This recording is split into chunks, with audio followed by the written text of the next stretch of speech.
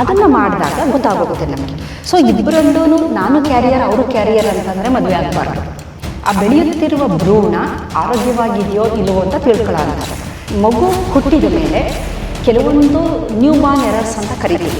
ಹಾಲೇನಾದರೂ ಆ ಮಗು ಕುಡಿದ್ರೆ ಅದನ್ನು ಡೈಜೆಸ್ಟ್ ಮಾಡ್ಕೊಳ್ಳೋ ಅಂಥ ಶಕ್ತಿ ಅದಕ್ಕಿರೋದಿಲ್ಲ.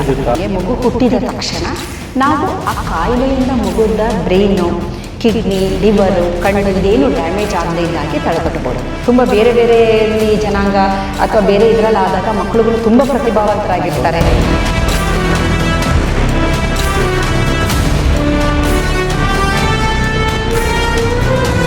ಅಲ್ಲಲ್ಲಿ ಸಂಬಂಧದಲ್ಲಿ ಮದುವೆ ಆಗಿರ್ತಾರೆ, ಮ್ಯೂಟೇಷನ್ಗಳಿರುತ್ತೆ. ಅದೇನಾಗುತ್ತೆ ಮಕ್ಕಳಿಗೆ ಅದು ಹಾಗೆ ಕಂಟಿನ್ಯೂ ಆಗ್ತಾ ಬರುತ್ತೆ.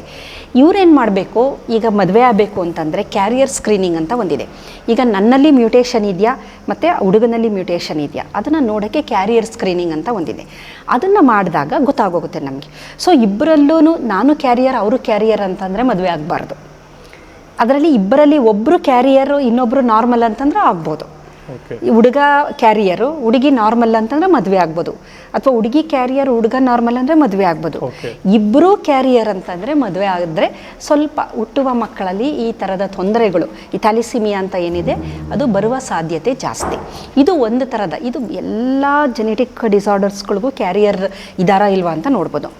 ಎರಡನೇದು ಪ್ರೀನೇಟಲ್ ಡಯಾಗ್ನೋಸಿಸ್ ಅಂದರೆ ಮಗು ಗರ್ಭದಲ್ಲಿದೆಯಲ್ಲ, ಬೆಳೀತಾ ಇದೆ, ಆ ಬೆಳೆಯುತ್ತಿರುವ ಭ್ರೂಣ ಆರೋಗ್ಯವಾಗಿದೆಯೋ ಇಲ್ಲವೋ ಅಂತ ತಿಳ್ಕೊಳ್ಳೋ ಅಂಥದ್ದು.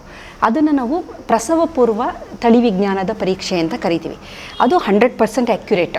ನಿಮಗೆ ಮಗು ಚೆನ್ನಾಗಿದೆಯಾ ಇಲ್ವಾ ಅನ್ನೋದೇಳಿ ನಮಗೆ ಖಂಡಿತ ಗೊತ್ತಾಗುತ್ತೆ. ಮಗುಗೆ ಏನಾದ್ರು ತೊಂದರೆ ಇದೆ ಅಂದರೆ ಅದನ್ನು ಅವರು ಅಬಾರ್ಟ್ ಮಾಡ್ಬೋದು, ಗರ್ಭಪಾತ ಮಾಡ್ತಾರೆ, ಅದು ಇಂಡ್ಯೂಸ್ಡ್ ಮಾಡ್ತಾರೆ.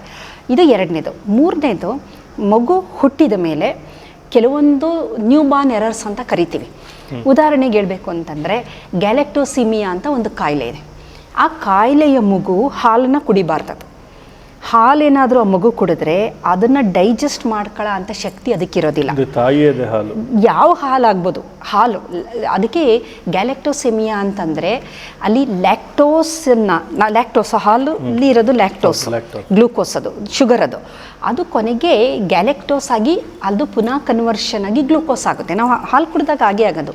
ಈ ಹಾಲಲ್ಲಿ ಏನಿರುತ್ತೆ ಫೈನಲಿ ಅದು ಗ್ಲೂಕೋಸ್ ಕನ್ವರ್ಟ್ ಆಗಿ ಅದು ನಮ್ಮ ದೇಹ ಅದನ್ನು ಸಂಪೂರ್ಣವಾಗಿ ಪಡ್ಕೊಂಡು ಒಳಗಡೆ ದೇಹದಲ್ಲಿ ಬೇಕಾದಷ್ಟು ಕೆಲಸಗಳೇನು ನಡೆಯುತ್ತೆ, ನಾವು ಬದುಕಕ್ಕೆ ಬೇಕಾದಂಥದ್ದು ಅಂಥ ಶಕ್ತಿಯನ್ನು ಅದು ಕೊಡೋ ಅಂಥದ್ದು. ಇಲ್ಲಿ ಈ ಮಕ್ಕಳು ಹಾಲು ಕುಡಿದ್ರೆ ಏನಾಗುತ್ತೆ ಅಂದರೆ ಅದು ಡೈಜೆಸ್ಟ್ ಆಗಲ್ಲ, ಕನ್ವರ್ಟ್ ಆಗಲ್ಲ, ಅದು ಗ್ಲೂಕೋಸಾಗಿ ಕನ್ವರ್ಟ್ ಆಗೋದಿಲ್ಲ. ಹಾಗಾಗಿ ಏನಾಗುತ್ತೆ ಅಂದರೆ ಬ್ಲಡ್ಡಲ್ಲಿ ಈ ಗ್ಯಾಲೆಕ್ಟೋಸು ಹಾಗೆ ಉಳ್ಕೊಳ್ಳೋದ್ರಿಂದ ಇದು ಈ ಡಯಾಬಿಟಿಕ್ ಥರ. ಈಗ ಡಯಾಬಿಟಿಕ್ ಕಂಡೀಷನ್ನಲ್ಲಿ ಏನಾಗುತ್ತೆ ಅಂದರೆ ನಾವು ಸೇವಿಸುವಂತಹ ಸಕ್ಕರೆ ಇದು ಏನಿರುತ್ತೆ ಅದು ಗ್ಲೈಕೋಜನಾಗಿ ಕನ್ವರ್ಟ್ ಆಗಲ್ಲ. ಕಾರಣ ಏನಂತಂದರೆ ಇನ್ಸುಲಿನ್ ಇಲ್ಲ, ಇನ್ಸುಲಿನ್ ಪ್ರಮಾಣ ಕಮ್ಮಿ ಇರ್ಬೋದು, ಅಥವಾ ಇನ್ಸುಲಿನ್ ರೆಸಿಸ್ಟೆನ್ಸ್ ಆಗಿರ್ಬೋದು. ಅವಾಗೇನಾಗುತ್ತೆ ಅಂದರೆ ರಕ್ತದಲ್ಲಿ ಸಕ್ಕರೆ ಜಾಸ್ತಿ ಆಗುತ್ತಲ್ವಾ, ಅದನ್ನೇ ನಾವು ಡಯಾಬಿಟಿಕ್ ಕಂಡೀಷನ್ ಅಂತ ಅನ್ನೋದು. ರಕ್ತದಲ್ಲಿ ಸಕ್ಕರೆಯ ಪ್ರಮಾಣ ಜಾಸ್ತಿ ಆಗೋದು. ಇದರಿಂದ ಏನಾಗುತ್ತೆ, ಕಿಡ್ನಿ ಡ್ಯಾಮೇಜ್ ಆಗುತ್ತೆ, ಲಿವರ್ ಡ್ಯಾಮೇಜ್ ಆಗುತ್ತೆ, ಕಣ್ಣಿಗೆ ತೊಂದರೆ ಆಗುತ್ತೆ. ಇದೆಲ್ಲ ನಮಗೆ ಗ್ಲೂಕೋಸಿಂದ ಅಂದರೆ ರಕ್ತದಲ್ಲಿ ಗ್ಲೂಕೋಸ್ ಜಾಸ್ತಿ ಆದಾಗ ಉಂಟಾಗುವಂತಹ ತೊಂದರೆಗಳು. ಅದೇ ಥರ ಗ್ಯಾಲೆಕ್ಟೋಸೆಮಿಯಾದಲ್ಲಿ ಈ ಗ್ಯಾಲೆಕ್ಟೋಸ್ ಪ್ರಮಾಣ ರಕ್ತದಲ್ಲಿ ಜಾಸ್ತಿ ಆದರೆ ಅದು ಕಣ್ಣನ್ನು ಡ್ಯಾಮೇಜ್ ಮಾಡುತ್ತೆ, ಬ್ರೈನ್ನ ಡ್ಯಾಮೇಜ್ ಮಾಡುತ್ತೆ, ಕಿಡ್ನಿನ, ಲಿವರ್ನ ಡ್ಯಾಮೇಜ್ ಮಾಡುತ್ತೆ. ಹಾಗಾಗಿ ಹುಟ್ಟುವ ಮಕ್ಕಳಿಗೆ ಈ ಕಾಯಿಲೆ ಇದೆಯಾ ಇಲ್ವಾ ಅಂತ ತಿಳ್ಕೊಳ್ಳೋಂಥದ್ದು ನ್ಯೂ ಬಾರ್ನ್ ಸ್ಕ್ರೀನಿಂಗ್ ಅಂತ. ಈ ಥರದ್ದು 120ಕ್ಕೂ ಹೆಚ್ಚು ಕಾಯಿಲೆಗಳಿದೆ. ಅದನ್ನು ಹುಟ್ಟಿದ ಮಕ್ಕಳಲ್ಲೇ ನೀವು ಕಂಡಿಡಿದು ಬಿಟ್ಟರೆ ಆ ಮಕ್ಕಳಿಗೆ ನೀವು ಆ ಡಯೆಟ್ನ ಕೊಡೋದಿಲ್ಲ. ಸೊ ಈಗ ನಮಗೆ ಡಯಾಬಿಟಿಕ್ಕಲ್ಲಿ ನಾವು ಶುಗರ್ನ ಕಮ್ಮಿ ಮಾಡ್ತೀವಲ್ಲ, ಅದೇ ಥರ ಆ ಮಗುವಿಗೆ ಹಾಲನ್ನ ಕೊಡೋದಿಲ್ಲ. ಹಾಲು ಬದಲು ಬೇರೆ ಅದನ್ನ ಒಂದು ಡಯಟ್ ಏನಿರುತ್ತೆ ಅದನ್ನ ಕೊಡ್ತಾರೆ. ಸೊ ಅದು ಕೊಡೋದ್ರಿಂದ ಆ ಮಗು ನಾರ್ಮಲ್ ಆಗಿ ಬೆಳವಣಿಗೆ ಹೊಂದುತ್ತಾ ಬರುತ್ತೆ. ಇದನ್ನು ನಾವು ನ್ಯೂ ಬಾರ್ನ್ ಸ್ಕ್ರೀನಿಂಗ್ ಅಂತ ಕರಿತೀವಿ. ಬೇಕಾದಷ್ಟು ಪರೀಕ್ಷೆಗಳಿದೆ. ಗ್ಯಾಲೆಕ್ಟೋಸೆಮಿಯಾ, ಫಿನೈಲ್ ಕಿಟಿನ್ಯೂರಿಯಾ, ಮ್ಯಾಪಲ್ ಯುರೋಪ್ ಡಿಸೀಸ್ ಅಂತಿದೆ. ಈ ಥರ ಬೇಕಾದಷ್ಟು 120ಕ್ಕೂ ಹೆಚ್ಚು ಕಾಯಿಲೆಗಳು ಇದೆ. ಅದು ಗೊತ್ತಾದರೆ ನಮಗೆ ಮಗು ಹುಟ್ಟಿದ ತಕ್ಷಣ ನಾವು ಆ ಕಾಯಿಲೆಯಿಂದ ಮಗುದ ಬ್ರೈನು, ಕಿಡ್ನಿ, ಲಿವರು, ಕಣ್ಣು ಇದೇನು ಡ್ಯಾಮೇಜ್ ಆಗದೇ ಇದ್ದಾಗೆ ತಡೆಗಟ್ಬೋದು. ಇದು ಮೂರನೇ ವಿಧಾನ. ಮೊದಲನೇದು ವಾಹಕ ಪರೀಕ್ಷೆ, ಎರಡನೇದು ಪ್ರಸವ ಪೂರ್ವ ತಳಿವಿಜ್ಞಾನದ ಪರೀಕ್ಷೆ, ಮೂರನೇದು ನ್ಯೂ ಬಾರ್ನ್ ಸ್ಕ್ರೀನಿಂಗ್. ಅಂದರೆ ಮಗು ಹುಟ್ಟಿದ ನಂತರ ಆ ಮಗು ಆರೋಗ್ಯವಾಗಿದೆಯೋ ಇಲ್ಲವೋ ಅಂತ ತಿಳ್ಕೊಳ್ಳುವಂತಹ ಪರೀಕ್ಷೆ. ಈ 3 ಪರೀಕ್ಷೆಗಳನ್ನು ಮಾಡೋದ್ರಿಂದ ನಾವು ಆರೋಗ್ಯವಂತ ಮಗುವನ್ನು ಪಡಿಬಹುದು.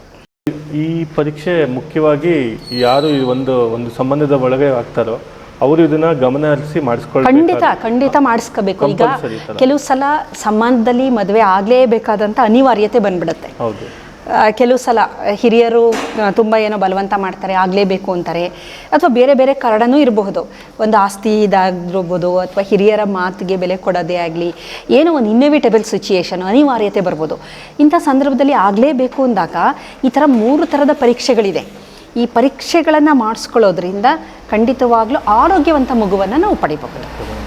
ಇದು ಅಂತರ್ಜನಾಂಗೀಯ ವಿವಾಹಗಳಾಗ್ತಾವಲ್ಲ, ಅಲ್ಲಿ ಹುಟ್ಟೋ ಮಕ್ಕಳನ್ನ ಅದು ಅಂದರೆ ಒಂದು ಪ್ರತಿಭೆ ಅದರಲ್ಲಿ ಇದಾಗಕ್ಕೆ ಅವಕಾಶ, ಅಂದರೆ ಅದು ಏನಂತಾರೆ ಅರಳೋ ಅಂತ ಅವಕಾಶ ಜಾಸ್ತಿ ಅಂತ ತಮಾಷೆಗೂ ಮಾತಾಡ್ತಾರೆ. ಯಾವ್ದಾದ್ರು ಒಂದು ಮಗು ತುಂಬಾ ಚುರುಕಿದ್ರೆ ಆ ತಂದೆ ತಾಯಿಯ ಒಂದು ಅದು ಏನಂತಾರೆ ಅಂತರ್ಜಾತೀಯ ವಿವಾಹ, ಅಂತರ್ಧರ್ಮೀಯ ವಿವಾಹ ಆಗಿದ್ದಿದ್ರೆ ಅವ್ರ ತಂದೆ ತಾಯಿ ಅದಕ್ಕೇನೋ ಅಂತ ಅದೊಂದು ಪದ ಉಪಯೋಗಿಸ್ತಾರೆ ಮಗುಗೆ, ಅದಕ್ಕೆ ಅದು ಬಹಳ ಚುರುಕು ಅಂತ ಹೇಳ್ತಾರೆ. ಸೊ ಇದು ಒಂದು ಪಾಪ್ಯುಲರ್ ಮಿತ್ತ ಅಥವಾ ಹೇಗೆ? ಇಲ್ಲ, ಇಲ್ಲಿ ಏನಂದ್ರೆ ನಾನು ಹೇಳಿದೆ, ಈಗ ಒಂದೇ ಜನಾಂಗದಲ್ಲಿ ಅಲ್ಲಲ್ಲೇ ಮದುವೆ ಆಗಿ ಮಕ್ಕಳಾಗ್ತಾ ಬಂದರೆ ಹೈಬ್ರಿಡ್ ವಿಗರ್ ಅಂತ ಒಂದು ಅಂತೀವಿ ನಾವು. ಅದು ತುಂಬ ಒಂದಷ್ಟು ಜನ್ರೇಷನ್ ಆದಮೇಲೆ ಅದು ಕಮ್ಮಿ ಆಗ್ತಾ ಬರುತ್ತೆ. ಅದಕ್ಕೋಸ್ಕರ ಈಗ ನೋಡಿ, ಈಗ ಮನುಷ್ಯಂದು ಬೇಡ, ನಾವು ಒಂದು ಗಿಡ ಅಥವಾ ಒಂದು ಇದನ್ನ ತಗೊಳ್ಳಿ, ಹಸು ಕರು ಇದೆಲ್ಲ ನಾವು ನೋಡ್ತೀವಲ್ಲ, ಈ ಪೌಲ್ಟ್ರಿಲಾಗ್ಬೋದು. ಈಗ ನೀವು ಬೇರೆ ಎಕ್ಸಾಟಿಕ್ ಒಂದನ್ನ ನೀವು ಬ್ರೀಡ್ ಮಾಡಿದಾಗ ಏನಾಗುತ್ತೆ, ಹೈಬ್ರಿಡೈಸೇಷನ್ ಅಂತ ಕರಿತೀವಿ. ಅಲ್ಲಿ ಒಂದು ಡಿಸೀಸ್ ರೆಸಿಸ್ಟೆನ್ಸ್ ಇರುತ್ತೆ. ಯಾವುದೋ ಒಂದು ಸಸ್ಯ ಅದಕ್ಕೆ ಡಿಸೀಸ್ ಬರದೇ ಇರೋ ಅಂಥ ಒಂದು ಕ್ವಾಲಿಟಿ ಇರುತ್ತೆ. ಮತ್ತು ಇಲ್ಲಿರೋ ಅಂಥದ್ದು ಹೈ ಈಲ್ಡ್ ಕೊಡೋ ಅಂಥದ್ದು. ಇವೆರಡನ್ನೂ ಕ್ರಾಸ್ ಮಾಡಿದಾಗ ನಮಗೆ ಸಿಕ್ಕ ಅಂಥ ಆ ಒಂದು ನೆಕ್ಸ್ಟ್ ಜನ್ರೇಷನಲ್ಲಿ ಡಿಸೀಸು ಬರೋದಿಲ್ಲ, ಕ್ರಾಪು ಚೆನ್ನಾಗಿರುತ್ತೆ. ಹಾಗಾಗಿ ಎರಡನ್ನೂ ನಾವು ಹೊರಗಡೆಯಿಂದ ಮಿಕ್ಸ್ ಮಾಡ್ತೀವಲ್ವಾ, ಅದೇ ಥರ ಮನುಷ್ಯನಲ್ಲೂ ಒಂದೇ ಇದರಲ್ಲಿ ಜನಾಂಗದಲ್ಲಿ ತುಂಬ ಜನರೇಷನ್ ಮಾಡ್ಕೊಳ್ತಾ ಹೋದಾಗ ಹೈಬ್ರಿಡ್ ವಿಗರು ಕಮ್ಮಿ ಆಗುತ್ತೆ, ಕಾಯಿಲೆಗಳು ಜಾಸ್ತಿ ಆಗುವ ಸಾಧ್ಯತೆ ಇರುತ್ತೆ. ಹಾಗಾಗಿ ಸ್ವಲ್ಪ ಹೊರಗಡೆ ಅಂದರೆ ಈ ಪಂಗಡಗಳಿರುತ್ತಲ್ಲ, ಒಂದು ಚೂರು ಹೊರಗಡೆ ಅಂತ ಹೋದಾಗ ಏನಾಗುತ್ತೆ ಅಂದರೆ ಹುಟ್ಟುವ ಮಕ್ಕಳು, ಅದೇ ನೀವು ಹೇಳಿದಾಗೆ ಅದು ಮಿತ್ತೇನಲ್ಲ, ಅದು ಫ್ಯಾಕ್ಟನೇ. ಅದು ಏನಂತಂದರೆ ಅವಾಗ ರೀಶಫ್ಲಿಂಗ್ ಆಗ್ತಾ ಬರುತ್ತೆ ಕ್ಯಾರೆಕ್ಟರ್ಸ್ಗಳು. ಅಂಥ ಮಕ್ಕಳಲ್ಲಿ ಸಾಮಾನ್ಯ ನಾವು ನೋಡಿರ್ತೀವಿ ಆ ಥರದ್ದು. ತುಂಬ ಬೇರೆ ಬೇರೆಯಲ್ಲಿ ಜನಾಂಗ ಅಥವಾ ಬೇರೆ ಇದರಲ್ಲಿ ಆದಾಗ ಮಕ್ಕಳುಗಳು ತುಂಬ ಪ್ರತಿಭಾವಂತರಾಗಿರ್ತಾರೆ. ಮತ್ತು ವಾತಾವರಣವೂ ಪೂರಕವಾಗಿರುತ್ತೆ. ಅದ್ರ ಜೊತೆಗೆ ಕೆಲವೊಂದು ಈ ಪಾಲಿಜೆನಿಕ್ ಅಂತ ಕರಿತೀವಿ, ಕೆಲವೊಂದು ಈ ಬುದ್ಧಿವಂತಿಕೆ ಎಲ್ಲ ಒಂದೇ ಜೀನಲ್ಲಿಲ್ಲ, ಪಾಲಿಜೆನಿಕ್ ಮಿನಿ ಜೀನ್ಸಲ್ಲಿರುತ್ತೆ. ಸೊ ಅದು ಸಹ ಅದಕ್ಕೆ ಪೂರಕವಾಗಿರುವಂಥದ್ದು ಬೇಕಾದಷ್ಟು ಎಕ್ಸಾಂಪಲ್ಸ್ಗಳು ಇನ್ನೂ ಇದೆ. ಬಟ್ ಒಂದೇ ಇದರಲ್ಲಿ ಆದಾಗ ಏನಾಗುತ್ತೆ ಅಂದರೆ ಕಾಯಿಲೆ ಜಾಸ್ತಿ ಆಗುವ ಸಂಭವ ಜಾಸ್ತಿ. ಅಂದರೆ ಹಾಗೆ ಆಗುತ್ತೆ ಅಂತ ನಾನು ಹೇಳ್ತಾ ಇಲ್ಲ.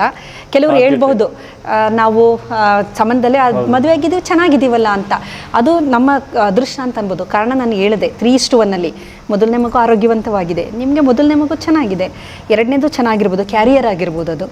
ಹಾಗಾಗಿ ಚಾನ್ಸ್ ಫ್ಯಾಕ್ಟ್ರ್, ಆದರೆ ಸಾಧ್ಯತೆ ಜಾಸ್ತಿ.